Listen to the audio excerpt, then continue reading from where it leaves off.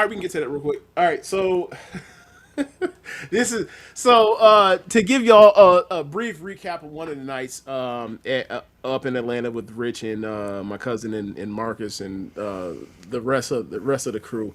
Um, we were playing seven or flip seven at the Yo. table, and then I don't know how I got brought up. Oh, but it was basically the conversation about Plies Trick Daddy that got started online a few weeks ago. And then Rich proceeded to do the most Florida shit I've ever seen in my life from him.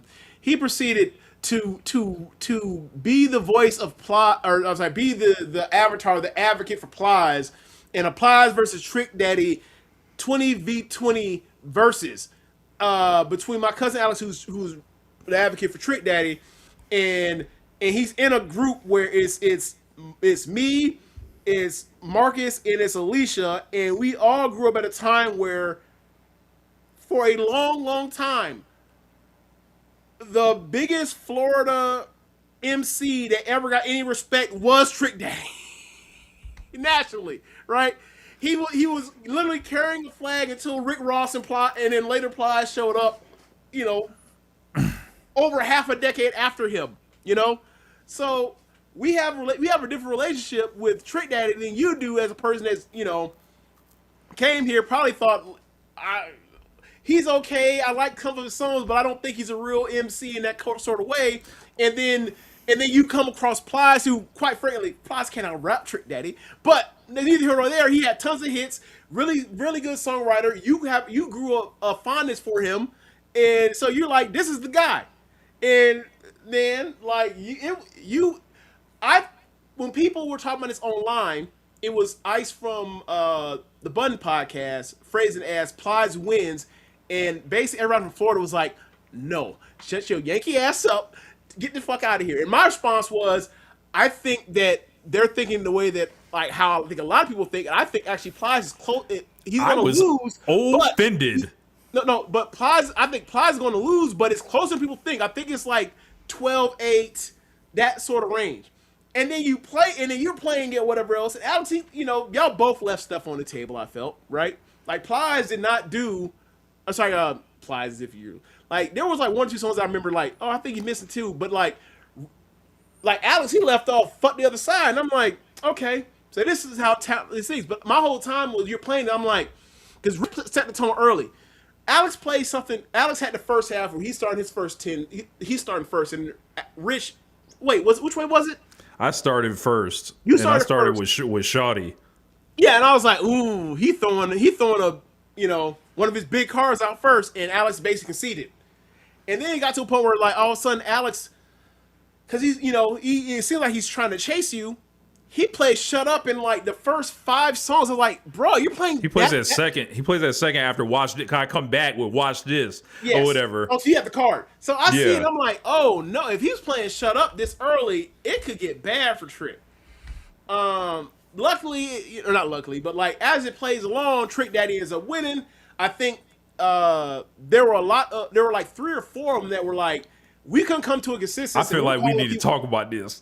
Yeah, I mean, how fast? Okay, No, I'm saying like as far as like wanna really talk what about it it? was, where I was like, look, man, do y'all think of Trick Daddy when y'all hear these? It was a lot of features getting played, and it was like, do y'all really think of Trick Daddy when you hear this song?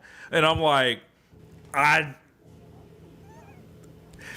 it was a lot of Plies standing on his own too. it's a I'll lot of say solo that. plies. It's a lot of solo plies, and or basically it was mostly solo plies. Like probably like 70-80% of it was solo plies as far as the rapping verses, and then like the Trick Daddy side was probably like 50 to 60% Yeah. Trick Daddy himself plus Trick Daddy and posse cuts, whatever. And that's the main thing. Like, take it to the house.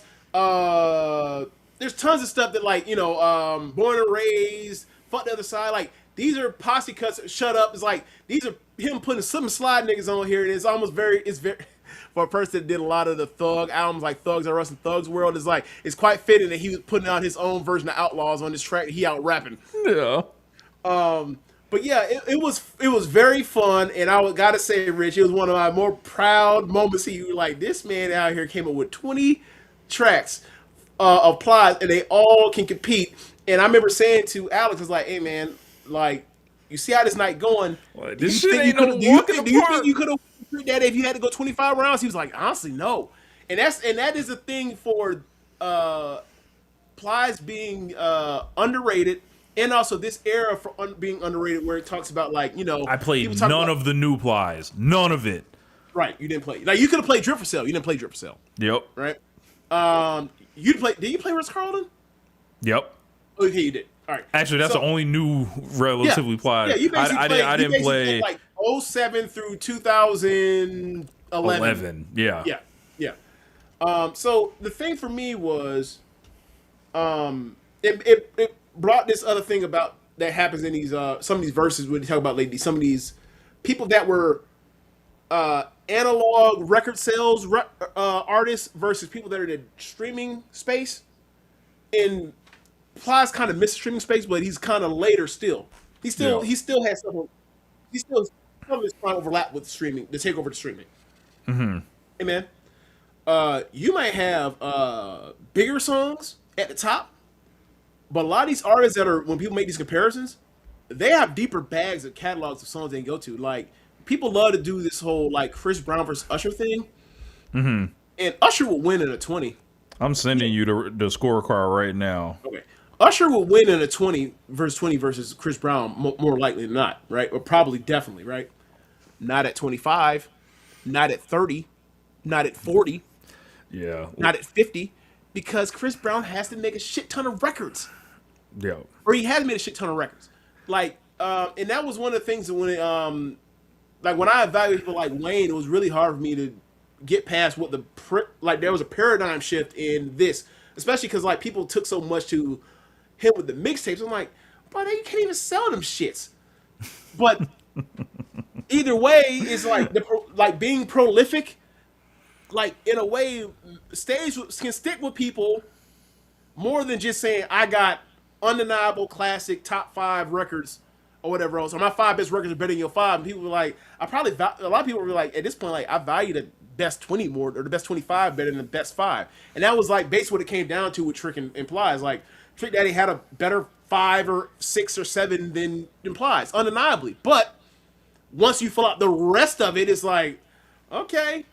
I feel like if I need to digitize this and like put it on a thing and send it out for the internet to decide, because like when I heard this whole thing when I heard Ice, I agree with Ice. I was like, and I was like, no, like this nigga Plies has never ever been credited or shown love. He was an industry outsider essentially. He didn't work with a lot of people, none of that shit. That's why a lot of these songs by himself, by the way. Right. It was singers and shit. Like, so also another part about it with the Plies and Trick Daddy thing is like as I mentioned with Ross and Plies later on, like both these niggas came, like they don't break if not for Trick Daddy breaking, right? Mm-hmm. Like there's no, if not for Trick Daddy, obviously you can say the thing about Luke with Trick, right? But like if not for Trick Daddy breaking through as a real MC, there's no Trina, there's no Ross, and there's no Plies, there's no Slip and Slide. Mm-hmm. And all of them came through Slip and Slide. So there's also something to be said about that. But like, we're not getting into the direct line of influence as far as who's better. We're talking about like, hey, man, best 20 tracks, and like Trick Daddy, surprisingly, like, I mean, not surprisingly, like I thought it was gonna be close, but it was even a bit closer than I thought it was gonna be. It was uncomfortably close for me. So this is my point where I was like, Plies will get his respect tonight. Like yeah. I was like, I knew a lot of shit to play. Like I was hitting them just different ones or whatever, just keeping this nigga afloat. So like it was Shawty versus Sugar. Watch This against Shut Up. Plenty Money, Let's Go. Yep. We gave it to Plenty Money. Becky versus Jump on the Dick. I didn't like that. A lot of white people would have been like, Let's Go for sure. Like, no. What? Look, what's in my pocket, dog? Big Face Honest. That shit will ring off forever. But what were you saying? The next round, Becky versus Jump on the Dick. I didn't like that one. I thought that should have been Becky. That was like the biggest song of the summer in 2010. I remember it clearly, but I was outvoted on that one. That one was close. Didn't we call Shaw about that one?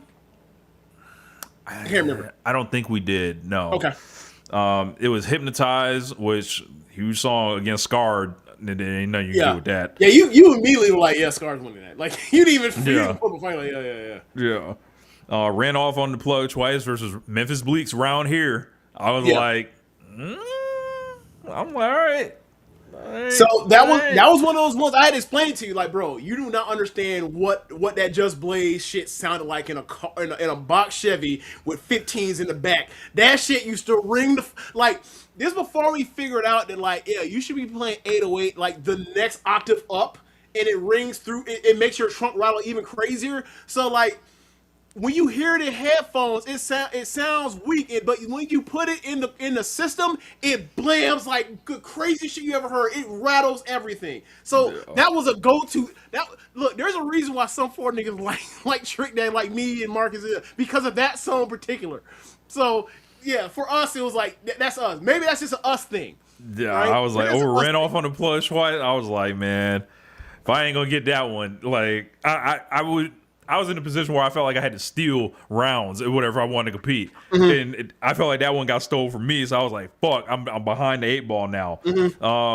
So I was like, "All right, so we're doing features. I'm gonna play one of Plies' few features, Wasted, against a song called America." Alex answered what I had never heard. There were quite a few Trick Daddy songs I had never heard that he played. Oh, see, that's another thing. Like I think you would like Trick Daddy even more if you heard more of them.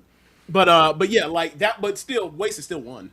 Yeah, 100 Years versus Born and Raised. They gave the Born and Raised. I think they gave me Born and Raised at the end because it has a star next to it. No. Well, no. He had Born and Raised. You had 100 Years. Yes. We were split. I had we were split. I had Born and Raised because, like, I have never heard Plies out rap that verse. Like just. So, but 100 Years, like they ended up going to Shaw. Shaw said 100 Years. Marcus and Shaw said 100 Years. I said Born and Raised. But man, every time I hear that verse, I fucking love it. Like, I blew your doze off. You race your car against my car, leave your ass so far, you'll doze off. And when I take off, it's like I took off. And when I fly by, when I drive by, it's like I fly by. It's like, oh my god, like he's making that shit look effortless. But yeah, go ahead. Sorry. Then we got Fuck You Gonna Do About It. Here's where I was like, I'm deep in the Plies bag at this point. And it's like, everybody knows this fucking song, but it's not a single or no shit like that. They play, Alex plays Stand Up in response to that. T.I. Stand Up. Yeah. I was like, okay. It's a T.I. song. Okay. It is a T.I. song. No, but that's what I'm saying. Like, there's a Plies single versus it's Trick Daddy, T.I. and Wayne with Lil Jon on it. It's like, yeah, like for us, that just meant more than that. But the point still stands that it's Plies by himself. Some of that's his own doing, but it's Plies by himself. We got I Am the Club against Back in the Day, and that was the first round, and then we switched. Then he went first. I think he came out with Can't Fuck with the South. I was like, ain't really shit you can do with that. You can't do much with that one. So I threw out one of them. Yeah, I threw out a sentimental favorite. I was like, all right, Chirping. Everybody loves Chirping with that fucking guitar and the way that shit, bro. I thought I was gonna swing the room just a little bit, but I threw it on there. I was like, nigga, it ain't gonna be easy. I was like, I got this. Like, if we had voted. If we had voted against Fuck with the South versus anything you had up there, Sarah would have teleported. Like, Sarah would have teleported up there and been like, "What are y'all doing? Yeah, you going against whom?" Then you play. Sorry, hold on. Sarah is Marcus's wife, not Sarah from No, Sarah never heard this fucking song. I fucking die. Sarah, I would pay for the dramatic reading of Can't Fuck with the South by Trick Daddy from Sarah. So, anybody want a motherfucking come see me? Ooh, that's me. Then we got Lil Jon and Eastside Boys Play No Games against Plies. Yeah, you thought you was gonna sway people with mayonnaise off in your salad. I'm like, nah, man, that didn't work for me back then when I was in Empire in the club hearing that shit. That shit I ain't know working who on it me did work now. for. I know who it did work for. That demographic. Yeah, that demographic likes a lot of them Plies and Trick songs. A lot of them. Then we got a song called "Tonight" by Trick Daddy. I counter with "Busted Baby Part 2." Yeah, you ran. Yeah, that was an easy dub for that one. Yeah. He countered with "In the Wind" and was basically acting like it was an automatic point. I was like, "You sure?" I was like, "That's kind of low energy, don't you think?" And then What do you play against? I forgot. "Who Hotter Than Me?" Oh yeah. That ran off too. I mean, that was one that was like, that's a good song, but then like you had to reach in your bag. You had to pull out a big Plies record to get it out of there. I wanted to steal one, so like I was like, I need this. Yeah. Then he played "I'm a Thug," and then I played "I'm the Man." Yeah. So it felt like you conceded when that happened, Yeah. or conceded that round anyway. Not the war, but that particular battle, that round. Played "Tuck That Ice In," and then I answered with "Bricks on Me," which went off like gangbusters. Yep. I was like, "No, nigga, we sat up like the Undertaker." Yeah. Yeah. Oh, he played "Thug Holiday," and I played "One More Time." Mm-hmm. I didn't like this one. I was like, "One more time" on this one, but they didn't agree. Yeah. I'm sorry, Rich. You got to take that on that one. Thug Holiday just means something different. He played "Take It to the House" next. I played "I'm Fucking Awesome." Yep. He played "Nan." Then I played "Old Lady." Yeah. And then "I'm So Hood" at the end, which Yeah. Plies has a better verse, but whatever. Yeah. But yeah, man, like it was just, it felt like you had to get some of his best stuff out the way earlier. And once he had to play "Shut Up" that early, I was like, you got a chance. But he was able to hold on to Nan. He was able to hold on to "Take It to the House," and I was like, okay. And he didn't, you know, you almost got him. If in a different arrangement of these records, you actually win.